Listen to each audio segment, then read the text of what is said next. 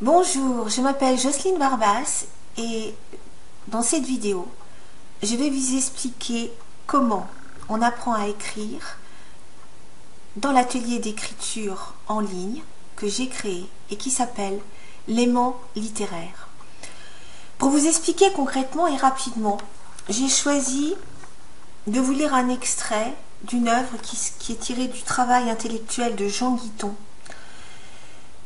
qui explique comment travailler aux écrivains et à ceux qui apprennent. Ce livre est introuvable et cet extrait va vous éclairer très rapidement sur ce que l'on y fait et tout l'intérêt d'y participer.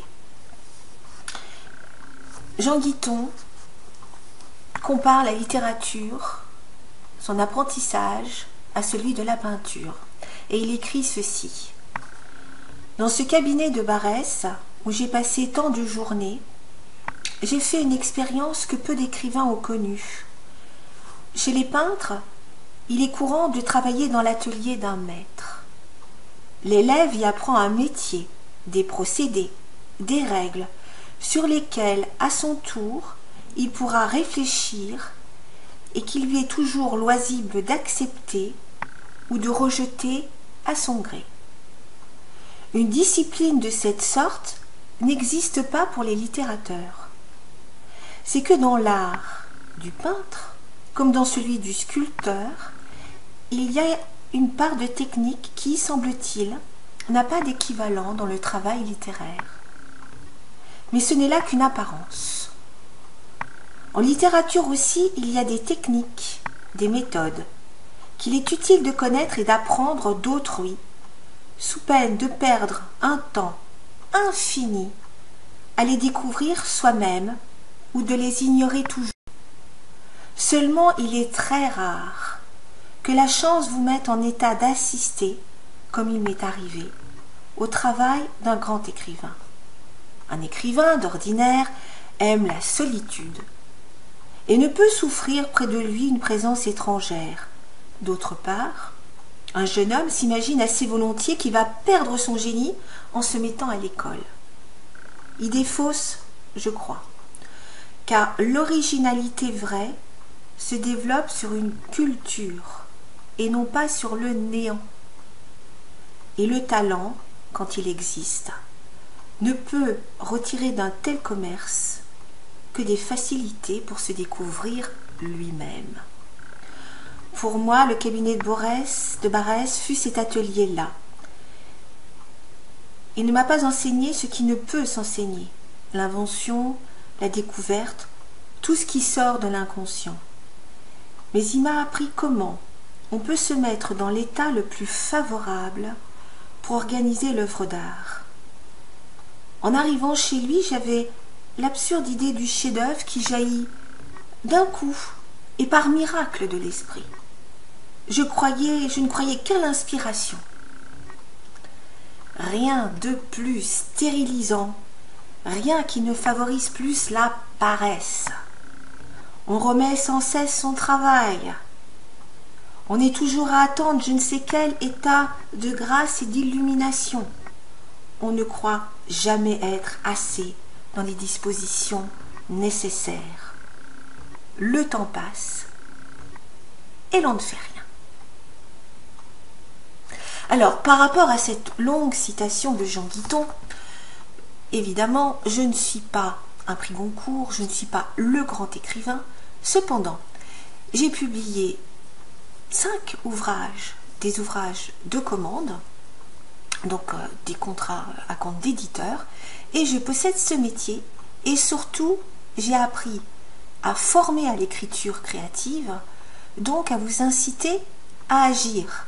C'est pour ça que j'ai créé un dispositif tout à fait original qui m'a demandé beaucoup de temps de travail, 5 ans de conception sur le fond, de cours avec une progressivité.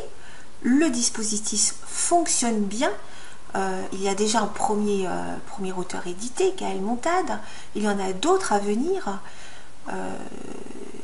Il y en a eu d'autres aussi qui publiaient, aussi déjà en dehors.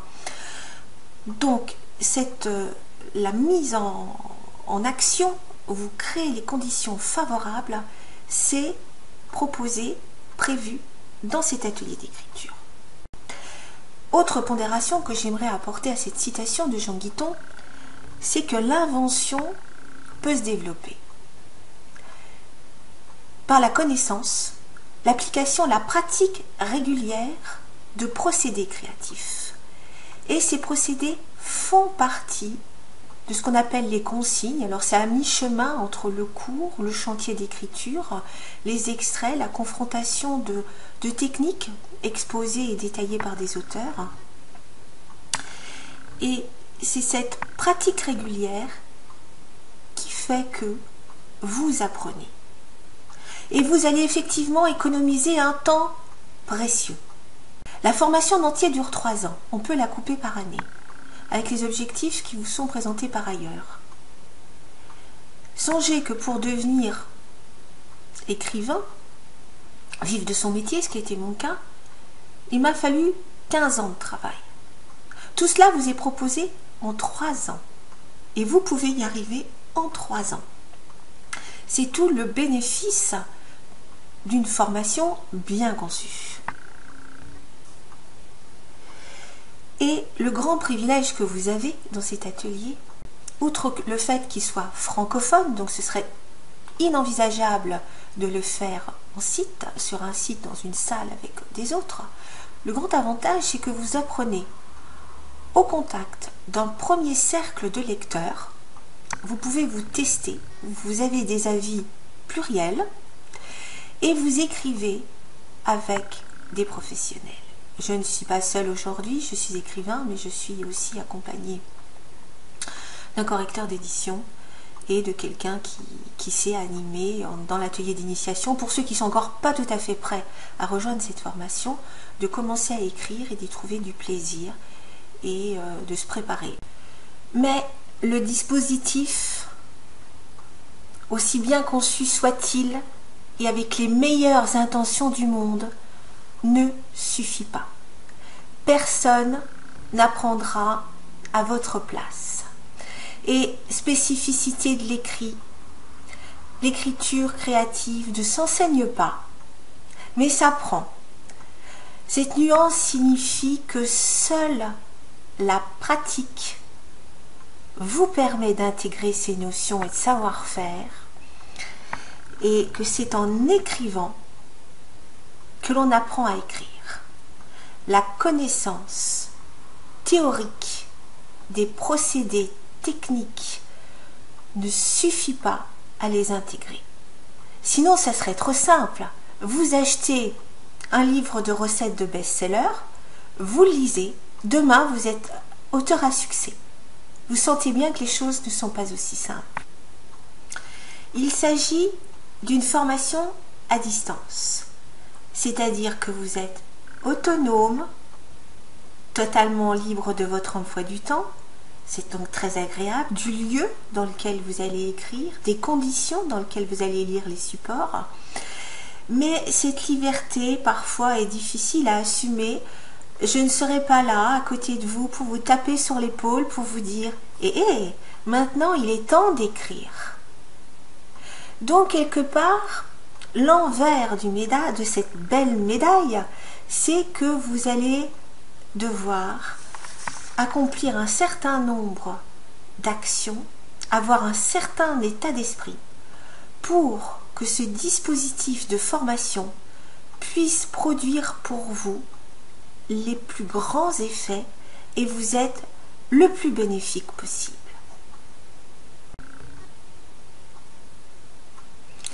Première étape, donc, agir. Agir comment? En écrivant. Vous allez sur le site, dans votre espace privé, vous téléchargez votre consigne d'écriture, votre chantier, vous avez donc des précisions, vous écrivez, vous le postez sur le site. Très bien. Mais ça ne suffit pas. Pour être vraiment actif, il faut s'impliquer. S'impliquer, avoir une motivation et développer cette motivation. Alors, comment fait-on? Le meilleur système pour aiguillonner ce désir d'écrire, c'est d'être au contact des autres et dans l'échange, d'avoir des gratifications et des plaisirs qui vont entretenir au fil du temps, au fil des jours, ce désir d'écrire et vous allez vous sentir progresser très rapidement. Alors, quels sont-ils? Bien sûr, il y a les commentaires que vous recevez sur votre nouvelle, qui n'émanent pas simplement de moi, mais de toute la communauté. Et pour recevoir ces commentaires, il n'existe qu'une seule solution dans les relations humaines, la réciprocité. Si vous ne donnez pas, vous ne recevrez pas. C'est une règle. Je ne l'ai pas inventée, nous fonctionnons comme ça. Tant que vous allez vous limiter à recevoir la vie professionnelle, que vous ne consacrez pas un petit peu de temps à cette communauté, ben vous allez être privé de ce magnifique contact de vos lecteurs qui vous feront avancer à pas de géant. Vous le savez, nous le répétons souvent en atelier d'écriture, ça demande un investissement. Plus vous serez actif, plus vous serez investi, plus vous serez motivé et ce sera facile d'écrire. On conseille en général d'écrire tous les jours, même si c'est 5 minutes, mais tous les jours. La régularité est un atout irremplaçable. Vous avez à votre disposition dans l'atelier un forum. C'est un espace d'expression, mais aussi d'archivage. Et vous avez beaucoup de textes sur comment écrire, comment dépasser des difficultés, des témoignages d'auteurs. Et des nouvellistes qui se sont investis et qui ont déposé énormément de documentation sur les éditions, sur le livre numérique, des idées de travail, des trucs et astuces d'auteurs, des appels à texte. C'est un domaine vivant, un espace vivant qui vous est consacré. Passez-y du temps parce que vous allez retirer énormément d'idées et de pistes pour vous développer en tant que nouvelliste. Vous avez aussi, et après un temps de silence de notre communication, parce que les mondes littéraires ont entrepris de très grands travaux informatiques, vous avez la discussion du mois qui va servir à alimenter la newsletter. Donc vous avez plusieurs espaces d'expression, libre expression, qui vont alimenter, qui vont nourrir, qui vont vous apportez votre pierre à l'édifice et une réflexion commune sur ces démarches d'apprendre ensemble à écrire.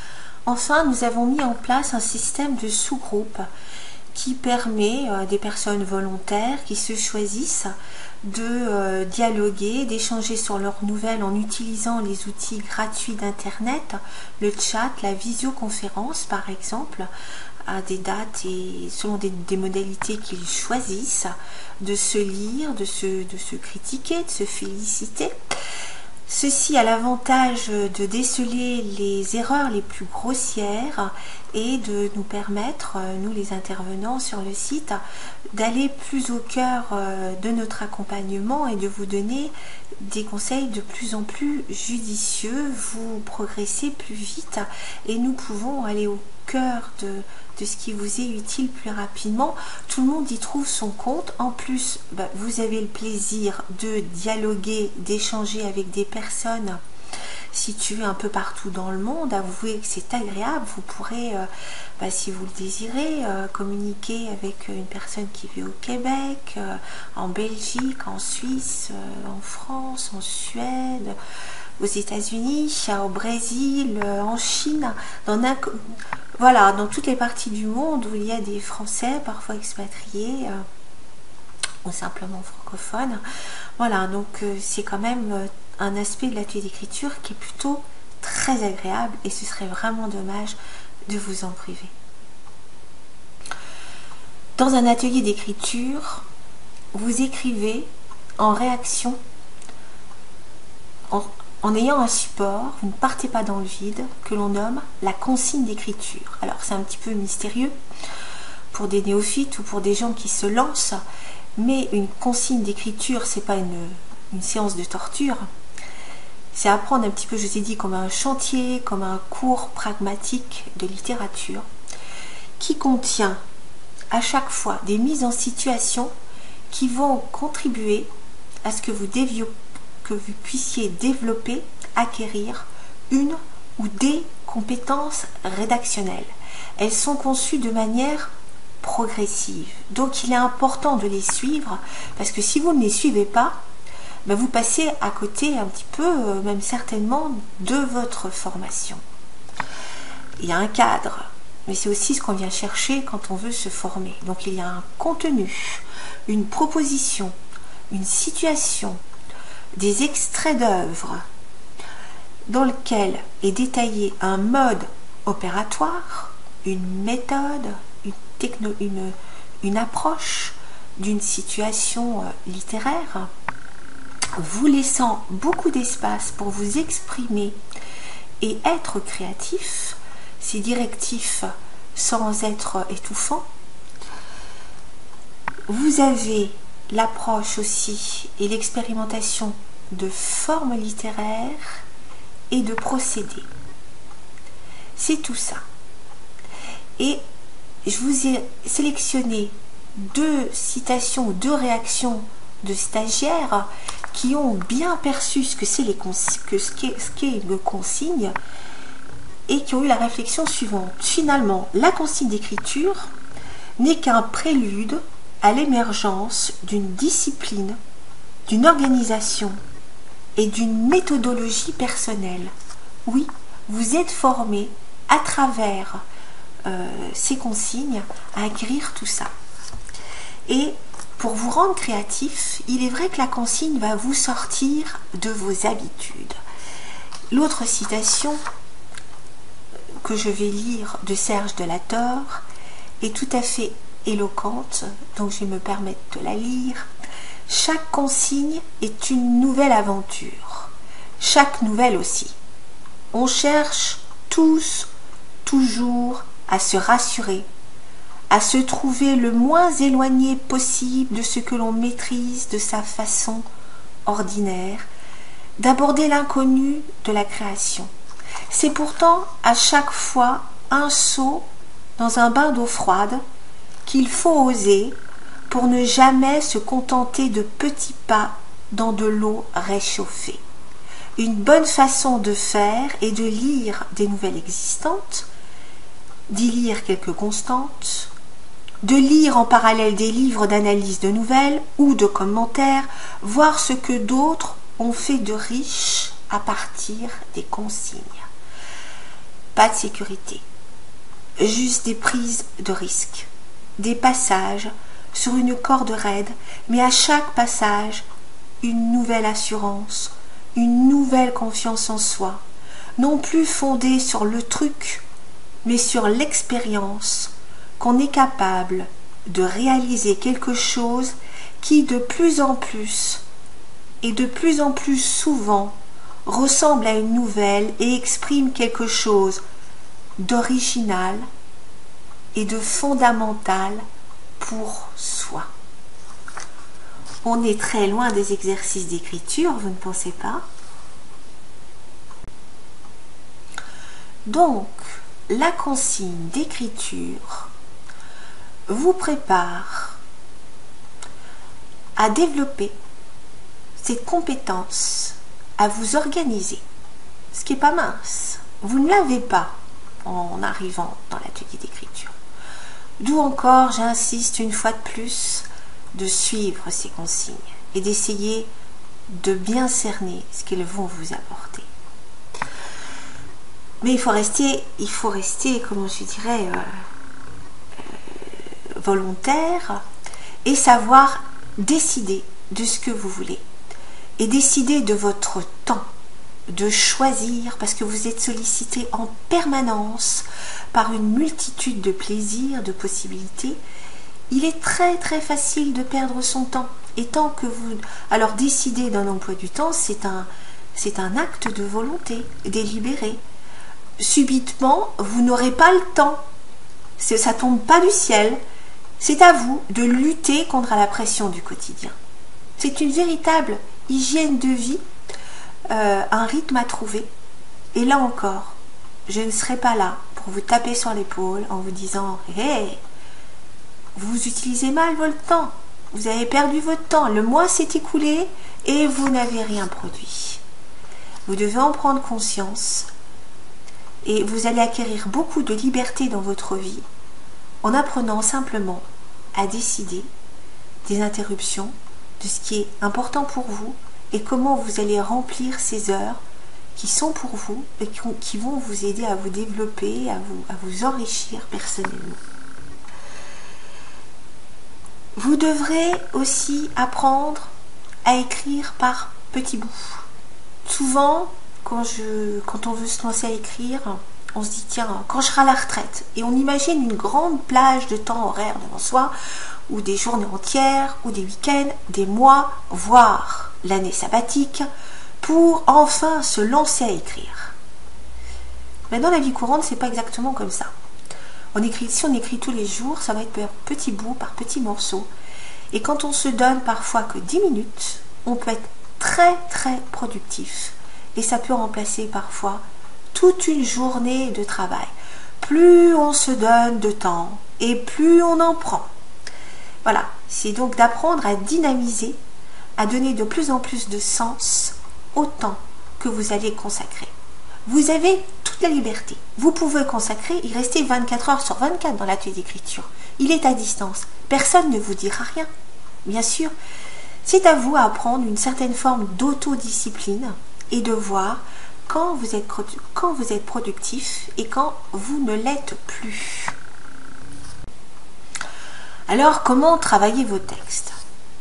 Là encore, vous êtes seul chez vous, on suppose. Vous avez donc utilisé la consigne d'écriture et vous vous mettez à écrire.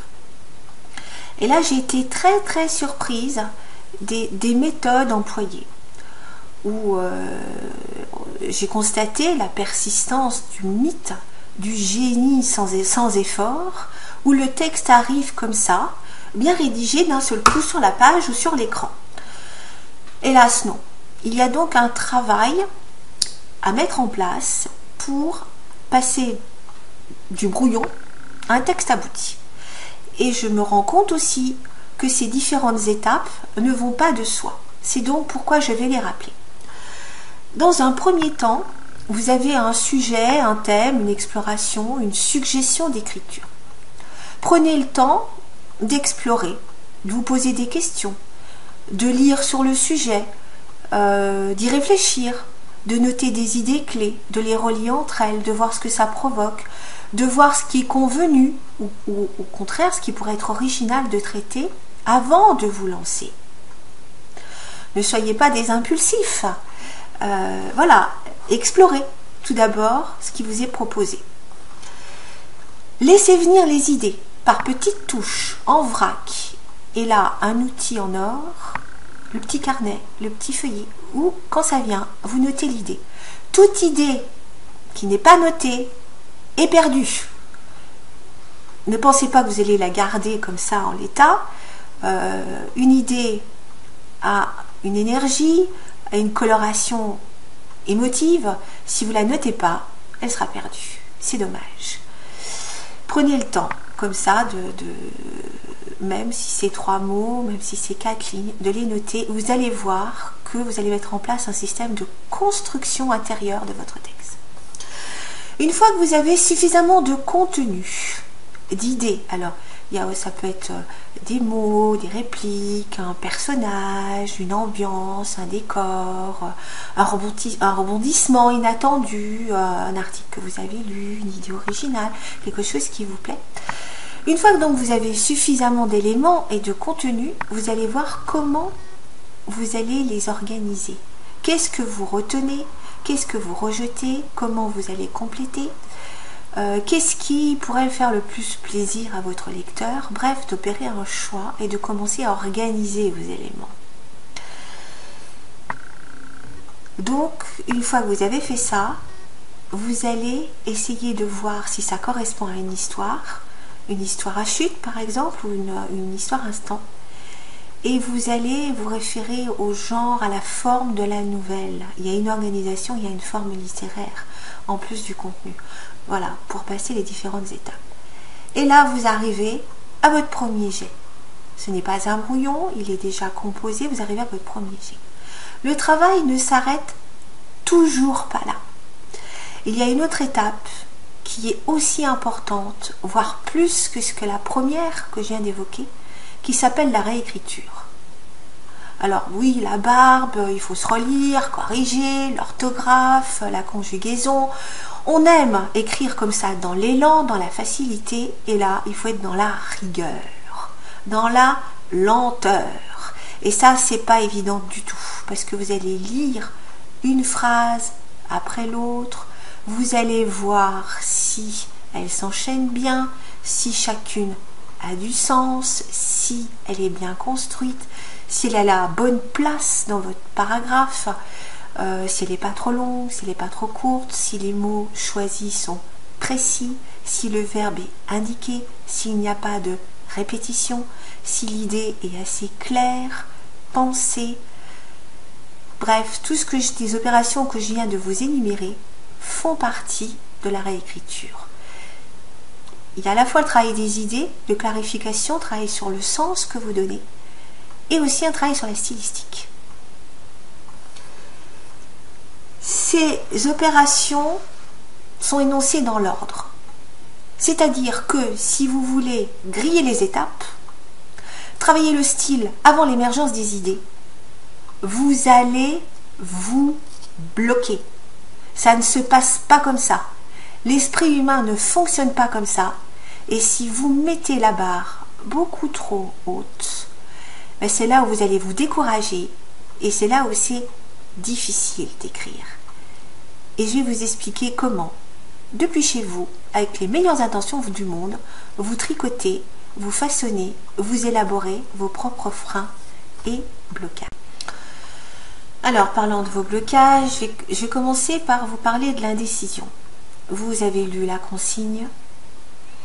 Ça vous dit pas grand-chose. Franchement, ça évoque rien pour vous. Et puis, plus vous vous dites ça, moins vous trouvez. Franchement, c'est pas ce que vous avez envie d'écrire. Vous aimeriez peut-être quelque part une écriture débridée, de l'envie du moment, d'expurger de vous des choses qui vous ont contrarié. Vous avez d'autres sujets en tête. Ça vient contrarier le processus de l'atelier d'écriture. Et ben, vous restez un petit peu dans cette insatisfaction d'expression. Et vous n'allez pas plus loin.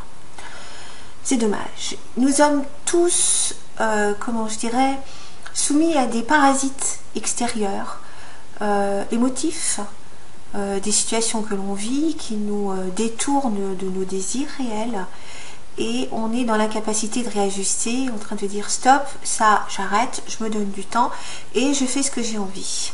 Ça c'est un frein puissant, et là vous rentrez pas dans le processus d'écriture.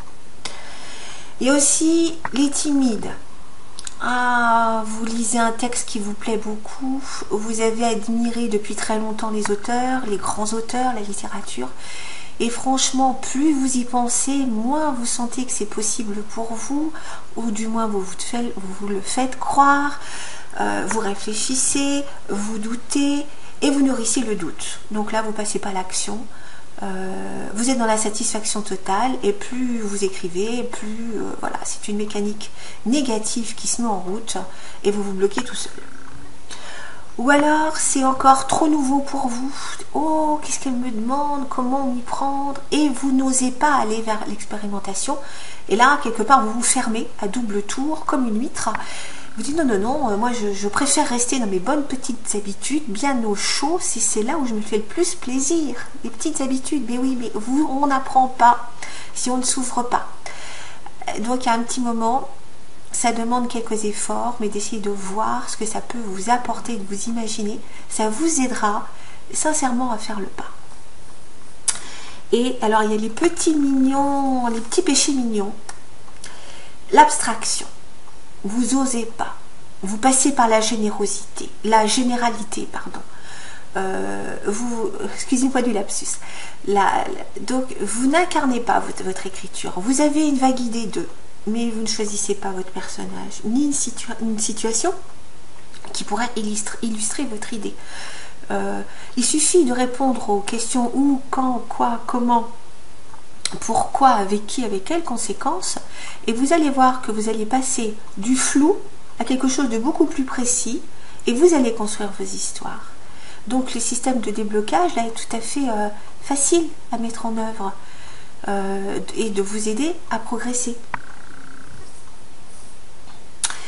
L'autre péché mignon, c'est le perfectionnisme. Vous voulez bien fournir des efforts, mais il faut que ça aille vite, le plus vite possible. Le texte aboutit.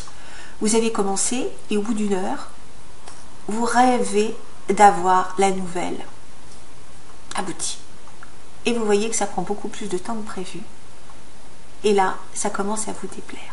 Je crois qu'il faut se débrancher un petit peu de l'ère du temps, du tout de suite instantané dans lequel on n'a qu'à cliquer quelque part pour obtenir. Mais la réalité de la création, c'est pas du tout ça. Il y a un cheminement intérieur qui peut prendre parfois quelques minutes ou quelques années. Le rythme là, c'est vous qui le dictez, c'est votre inconscient, c'est tout un système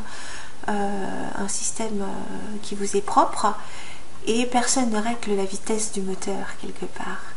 Et ça, il faut l'accepter.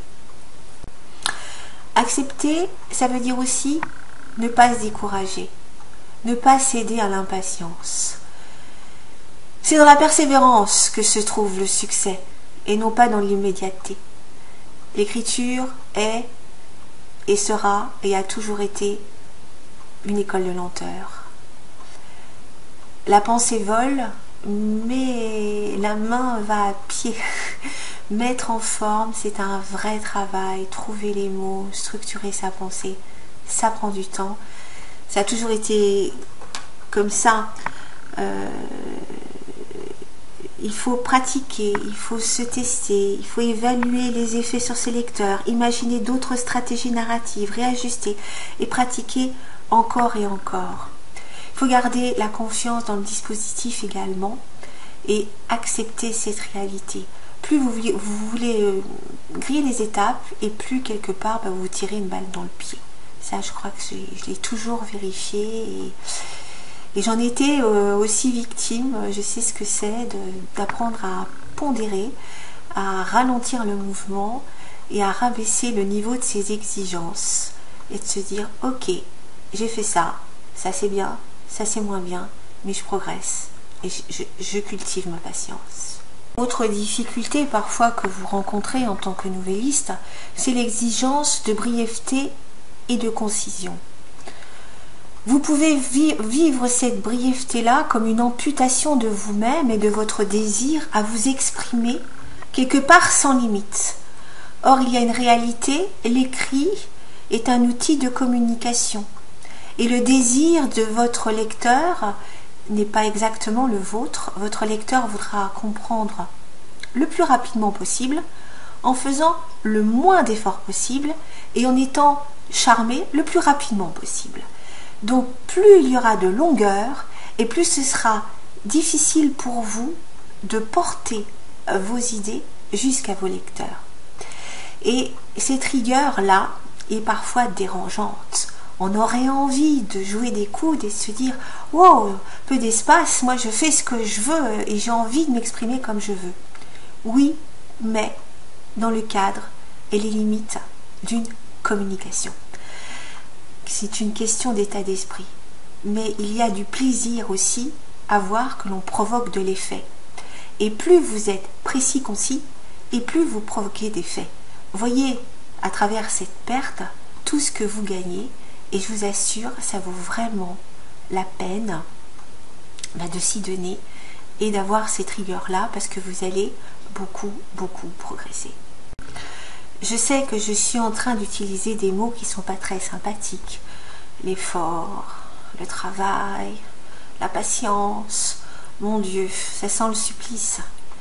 J'aimerais un petit peu vous remonter le moral en vous disant que la sélection, c'est là qu'elle se fait, sur la dose de travail et sur la qualité surtout du travail que vous allez fournir dans votre écriture, dans votre élaboration.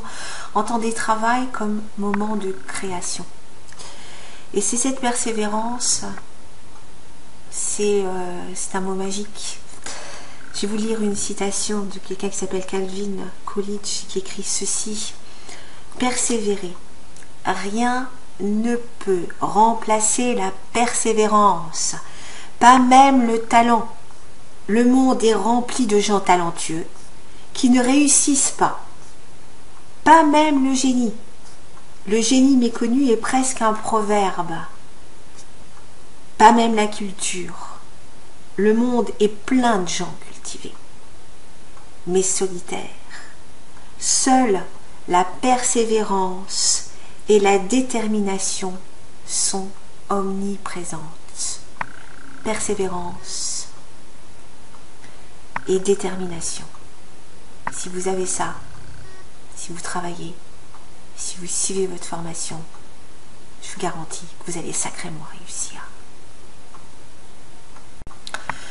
Alors je vais continuer pour vous donner des conseils généraux pour éviter des blocages d'écriture et qui concernent davantage votre état d'esprit.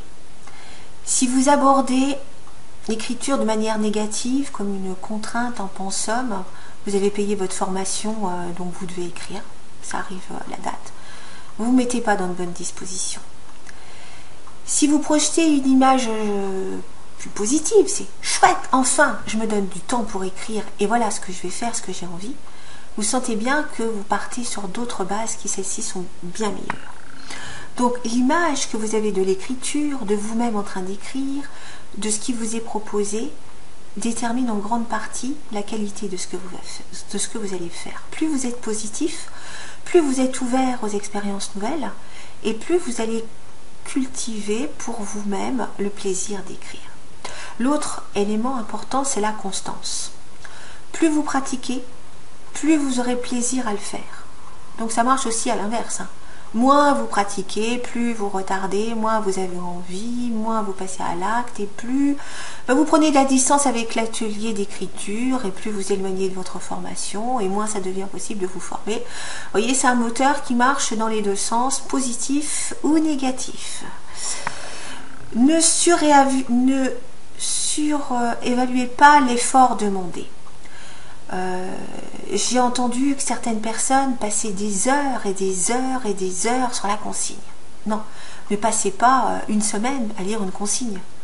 La lecture, ça dépend, entre la première et la fin de deuxième année, elles sont plus ou moins longues ou enrichies, étayées, etc. Mais en première année, vous commencez avec, ça dure quoi, 30 minutes maximum la lecture de la consigne.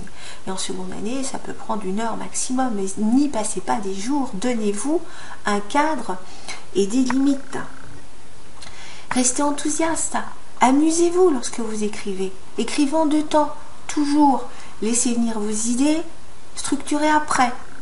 La rigueur après, c'est toujours